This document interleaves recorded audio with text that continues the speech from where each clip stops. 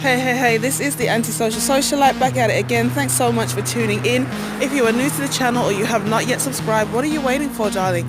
Hit that subscribe button, smash that notification bell, so when I get to running this mouth in this PITCH and adjusting my two front teeth, you are in the loop. You see the title, you know what time it is. Please wait until your wedding night. Oh my gosh, I can't believe I'm doing this topic, but it's gotta be done. Okay, what can I really say about this topic? There isn't really much to say. Women were not made to have a multitude of sexual partners. Let's just cut straight to the chase. As a woman, as women, we are not physically or mentally designed to have a multitude of sexual partners.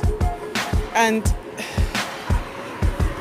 it affects us physically, it damages us psychologically, because when we bond and then break that bond, we bond to a new partner and we break that bond, over time we become desensitized to what is essentially a chemical reaction.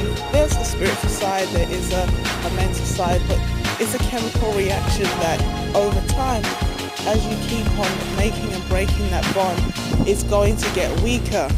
This is why you find people who are, they have certain vices, whatever the vice is, over time they become desensitized to that vice.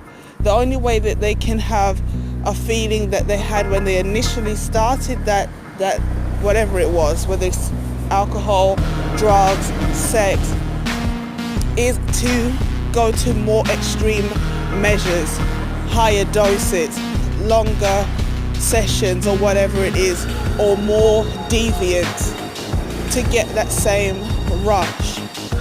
Okay? As I said in the previous video, as women, we naturally get bored, we start to get into routines, and you know, our sex drive is often not as high as a man's on average anyway. That's common knowledge. I mean, we all know there are exceptions. We all know when we're at certain maybe times of the month or at certain phases in our life, there are times when that sex drive can peak. But on average, the woman's sex drive is not as high consistently as a man's. Okay? You have the right as a woman to say to a man, this is what I bring to the table. I'm giving you something that I haven't given to any other man. That's a high value commodity. Don't let the mainstream media fool you that the women who are sleeping around are liberated and happy, because, as again I've said in other videos, the man's satisfaction level is low. If he is happy to just sleep with a woman and move on, that's going to do something to you psychologically. It's going to cause you to doubt yourself. It's going to cause you to have a lower sense of self-esteem, a lower sense of self-worth, and kind of like just give up, like, oh, well, I've already been there, done that, so what's another notch and another notch? It's a slippery slope into a place where eventually you just become bitter. And, you know, this sounds harsh to say, but it's not the men's fault. When we make decisions like that, that's our fault, because that's what we chose to do with our bodies. So this is kind of like an appeal. Anybody who is out there who hasn't been sexually active, or if you want to abstain to kind of reset your mind, kind of, I don't want to say detox your body or cleanse or be a born-again virgin, as some people like to kind of take the mick and say, but to just reset that standard and that boundary in your mind that, okay, the past is still the past, our past is still our past, but we have to move forward. And I don't even know how to say this without trying to kind of just gloss over the past as though it's irrelevant, because it's not irrelevant. It's very relevant to a good man who is looking for a woman who's got her mind intact, because a lot of men, they're not concerned about the number of partners because they are like in comparison. It's why did you feel the need to make that decision? What mental state were you in? What frame of mind were you in when you made that decision? That's what really gets men worried.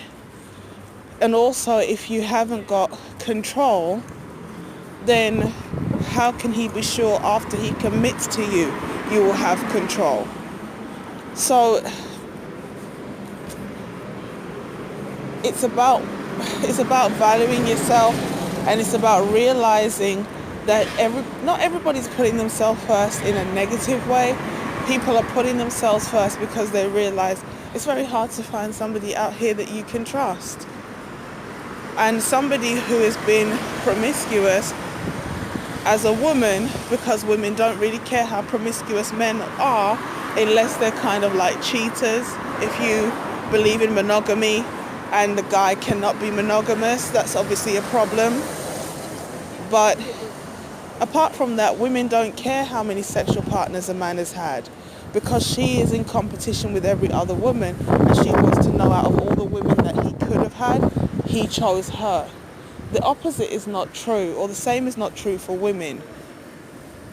A man doesn't feel like he's achieved something by getting a chick that every other guy has slept with.